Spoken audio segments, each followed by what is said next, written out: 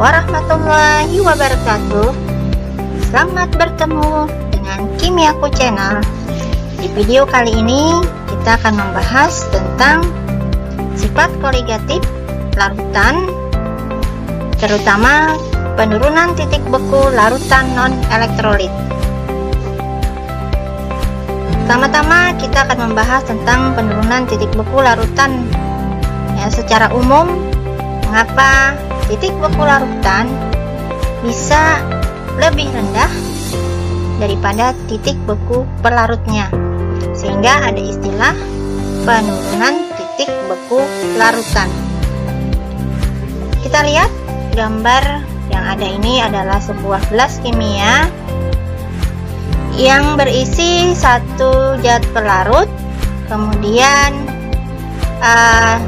di sebelahnya adalah gelas kimia yang berisi zat pelarut ditambah suatu zat yang terlarut atau disebut sebagai larutan. Nah, ketika suatu zat pelarut, kalau kita gambarkan di sini mewakili yang berwarna hijau, ya, kemudian yang berwarna kuning agak kemerahan, itu adalah partikel zat terlarut.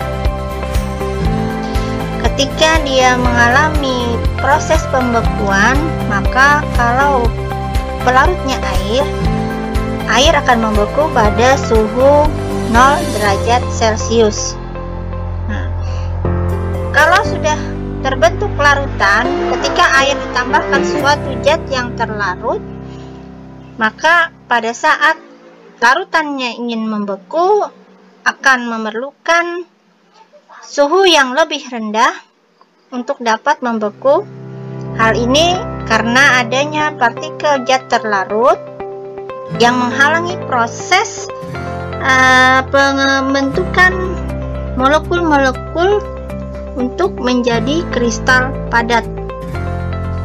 Jadi pada saat adanya zat terlarut di dalam suatu larutan, proses pengaturan molekul-molekul pembentuk kristal padat akan terhalangi oleh adanya partikel-partikel zat terlarut. Dengan demikian diperlukan suhu yang lebih rendah untuk memperoleh kristal padat tersebut. Jadi titik beku larutan itu nanti akan lebih rendah daripada 0 derajat Celcius kalau memang pelarutnya adalah air. Kita lihat secara umum rumus penurunan titik beku atau delta TF berarti bisa kita jadikan satu rumusan. Karena titik beku pelarut murni lebih besar dibanding dengan titik beku larutan, maka penurunan titik beku suatu larutan dapat dihitung dengan mengurangkan titik beku pelarut murni dengan titik beku larutan. Itulah besar penurunan titik bekunya.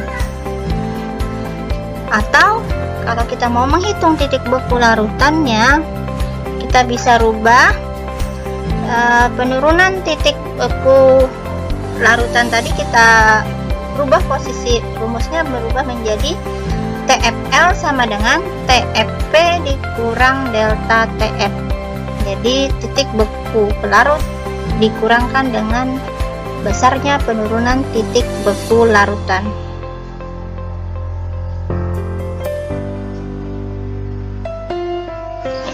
Nah, jadi kalau kita mau menghitung penurunan titik beku suatu larutan, dalam hal ini kita akan menghitung penurunan titik beku larutan non-elektrolit. Ada beberapa hal yang harus kita ingatkan dan kita pahami, bahwa yang pertama, penurunan titik beku larutan itu disebabkan oleh adanya penambahan zat terlarut ke dalam suatu pelarut. Kemudian semua sifat koligatif itu hanya tergantung pada banyaknya zat terlarut dan bukan karena jenis zatnya. Sehingga semakin banyak zat terlarut, maka akan semakin besar juga penurunan titik beku larutan. Maka titik beku larutannya juga akan semakin rendah ya. Kalau kita jadikan satu bentuk kesimpulan, kita bisa lihat bahwa delta TF naik, maka TFL turun. Jadi apabila penurunan titik bekunya besar, itu berarti bahwa titik beku larutannya akan semakin kecil atau semakin rendah. Berikutnya kita akan membahas tentang rumus penurunan titik beku larutan non-elektrolit. Nah, penurunan titik beku larutan non-elektrolit dirumuskan dengan delta TF sama dengan M dikali KF, di mana M adalah molalitas, kemudian KF adalah tetapan penurunan titik beku. Jadi kalau dilihat dari rumus yang ada ini, besarnya penurunan titik beku larutan non-elektrolit atau delta TF hanya dipengaruhi oleh molalitas suatu larutan. Kita lihat contoh soal untuk menghitung penurunan titik beku suatu larutan ataupun menghitung titik beku suatu larutan non-elektrolit. Di sini ada suatu soal, suatu larutan dibuat dengan cara melarutkan 4 gram glukosa dengan mR 180 di dalam 500 ml air. Diketahui KF air sama dengan 1,86 derajat Celcius per molar. Berapakah titik beku larutannya? Untuk menyelesaikan soal yang ada ini, kita lihat dulu apa saja yang diketahui. Yang pertama adalah massa zat terlarut, yaitu 4 gram. Kemudian massa pelarut itu sama dengan volumenya air, sama dengan 500 gram. Jadi massa terlarut 4 gram, massa pelarut 500 gram. Kemudian KF air sama dengan 1,86 dan mR zat terlarut atau mR glukosa sama dengan 180. Untuk mencari titik beku larutannya, berarti yang ditanyakan adalah TFL ya. Untuk menghitung TFL, maka dalam rumus di awal yang sudah dibahas tadi, bahwa TFL itu sama dengan TFP dikurang delta TF. Nah, di sini delta TF belum diketahui. Oleh karena itu, kita harus menghitung delta TF terlebih dahulu, baru nanti kita kembali ke rumus yang ini, yang TF dikurang delta TF. Ya, kita hitung delta TF-nya sama dengan M kali KF. Dalam soal molalnya belum ada, molalitasnya belum ada, maka kita jabarkan rumus molalitasnya sesuai dengan video yang sudah pernah membahas tentang molalitas. Maka rumusnya molalitas adalah massa terlarut dibagi mR terlarut dikali 1000 per gram pelarut. Kemudian kita kalikan dengan KF. Jadi ini massa terlarut per mR terlarut kali 1000 per gram pelarut kali KF. Kita ganti nilainya menjadi 4 per 180 kali 1000 per 500 dikali 1,86, hasilnya adalah 0,83 derajat Celcius. Nah, ini adalah besar penurunan titik beku larutan.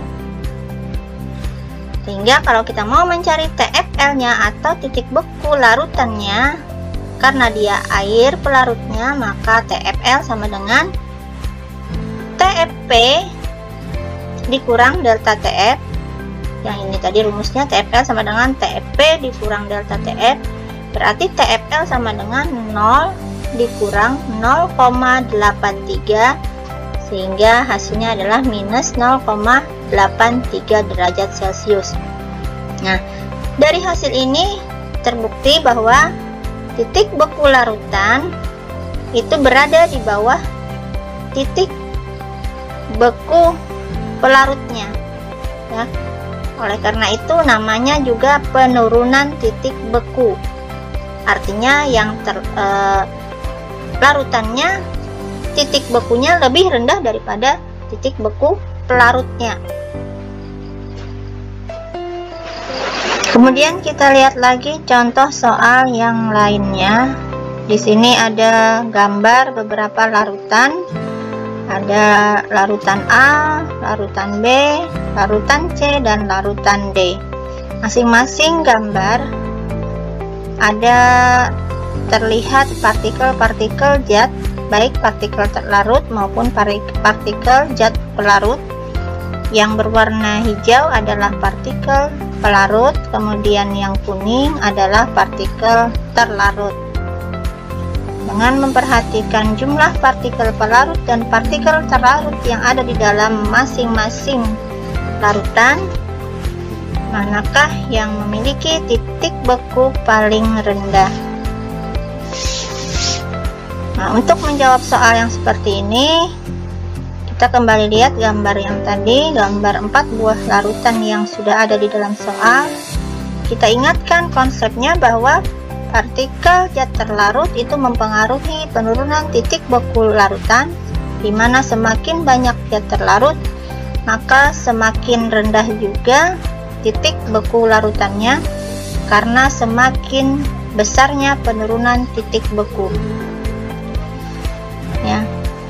Partikel zat terlarut untuk larutan C pada gambar ini yang paling banyak dibandingkan dengan yang lainnya, maka larutan C adalah yang memiliki titik bekunya yang paling rendah.